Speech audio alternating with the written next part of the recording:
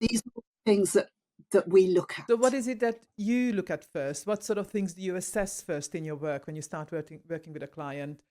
How do you recognize what is it exactly that's sort of disrupting somebody's performance? Well, they tell me in their language and they tell me in their conversation, and then I get to look at their space.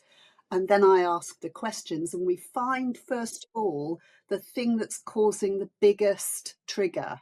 So it could be a drain on their energy, it could be they don't feel safe, it could be they're not creating ideas, it could be anything, they're just not making enough money. And I'll know where to look and I'll know what questions to ask them to confirm that, and we work on that bit Oh, okay. first. So do you have like, oh, can't think of a better word, but almost like a match list. Like if people mention certain things, then does it automatically in your mind lead you to a particular question or a particular area to question about?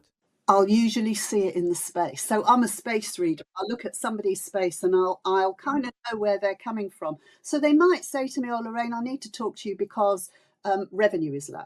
And I'll say, "Okay," well, and we have a conversation. And then I see that actually what's probably going on is revenue is low because there's not enough um, opportunity coming in, or revenue is low because there's a drain on the financial strain of the company, or revenue is low because they don't do enough marketing, they're not visible, they don't put themselves out there. And I'll be able to see that usually once they've given me a bit of a tour. That's really interesting. Um, Oh so, yeah, can you tell 35 years, oh and wow. I still buzz every Oh, time that's we get a amazing. little So bit can you hooked. give me any examples of a client where changing their environment led to a really noticeable shift in their business results? I did an interview similar to this for a podcast, but a creative person um, who interviews mostly people who are creatives, and she was interested in how the creativity of a person can be influenced by doing something in their environment. So the feng shui of the environment. And one of the things I spoke about to her was, she said, "Okay, so here's my issue today.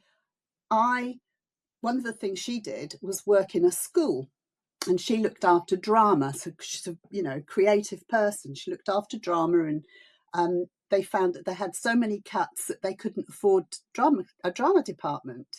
So the whole thing was getting shut down. This is just before Christmas. So I spoke to her about it. We looked at her work environment, and I, out of curiosity, asked her to show me her front door, because where energy comes in through your front door, okay, wherever you work, if it's in that building, energy comes in through that front door. And I noticed a few things about it and suggested something. And sometimes I suggest something to people that they think is a bit out there, but I'll convince them to give it a whirl and see if Can it you share with us works. what it was? I'm going to share what it was. Yeah, absolutely. So I suggested that she look at her front door, and she bought this property to do it all up. So they were spending money on kitchens and bathrooms. They hadn't thought about the hallway. They hadn't thought about the front door. That was all to come, next year maybe. Right now it's the practical things.